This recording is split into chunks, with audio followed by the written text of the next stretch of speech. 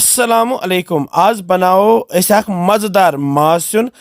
जल्दी जल्दी फटाफट बनैत हको। अथ मज करो जाम दो तो बे खास मसाल इस्तेमाल यम अथ वारियाह मजेदार बनावन तो वमेद छ तुह वो अजुक सुन पसंद। पक्यो करो शुरू। मे बाजार पुजस होतमुत यह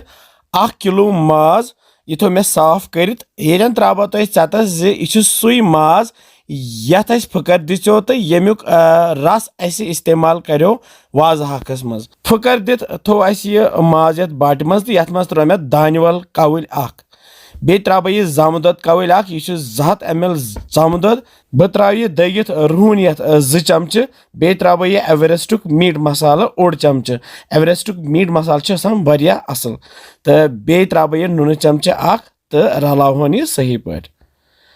यह मैरिनेट करने थवन गोथ रलावो यम चीज अम पत रलावो यथ मसाल। बह त्रा बादान पाउडर 1.5 चमचे बे त्रा बह यथ यह लेदर चमचे बे त्रा बह यह होक शोंठ पाउडर 1 चमचे बे त्रावस यह मर्चवांगन पाउडर चमचे बे त्रावस यह दान वल पाउडर चमचे यम सारी मसाल त्रित रलावन यह असल पे तो थवन यह 15 मिनटन मैरिनेट करने खतर इथे कन। अम पत जोल मे गैसस पे थो बह प्रेशर कुकर बान अथ मज त्रा बह यम तिल क्रेंड 2 यह बह फल तेल इस्तेमाल करान तो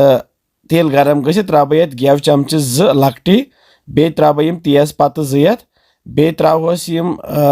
रंग फल 3 बे त्रावस यम बड़ल 2 बे त्रावस यम मर्च फल 3 बे त्रावस यम सब्ज ٲलव 4 बे त्रावस जीर चमचे 1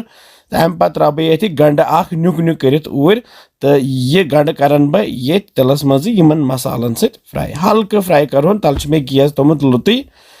युत काल यह गंड थोड़ा लाइट ब्राउन हिू गस तो अमे पत त्रा बह यह टमाटर मे नुक नुक कोरमुत यह त्रावन ये मज तो करहन यह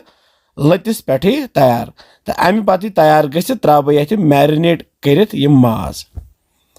माज त्रयित दिमो वन ये माजस तलिन ये मसाल सती तल मे गैस थोमुत मीडियम फ्लेम पे तो करहन कैंसन मिनटन तैयार। ये बह हावान तुह सहल तरीक यह माज सुन बनानुक तो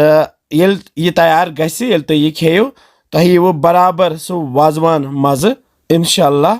वन तैयार। तो अम पत त्रा बह ये 4-5 मर्चवांगन नुक नुक कर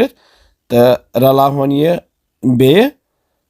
तो अमे पत त्रो ये आब लीटर ज़्यादा आब त्रावन क्या 1 लीटर खाली अमे पत रलावन बे नून गोथ त्रोमुत ये मैरिनेशन विज तो ग्रेक ये था बह पे वन ढकन तो दिमो 4 to 5 सीटी वन 4 to 5 सीटी लगित ये खोलो तो सोन अजुक माज सुन तैयार वो जबरदस्त। तो अमे पत ओन मे यह बान तो फिर यह बानस मज गर्मा गर्म वो जबरदस्त माज सुन तो बे बनो यह कैंसन मिनटन गो ये तैयार। अगर पोस यह जल्दी जल्दी फटाफट बनाओ यह माज तो खेमो यह बतस सत या चट सत तो वमेद तुह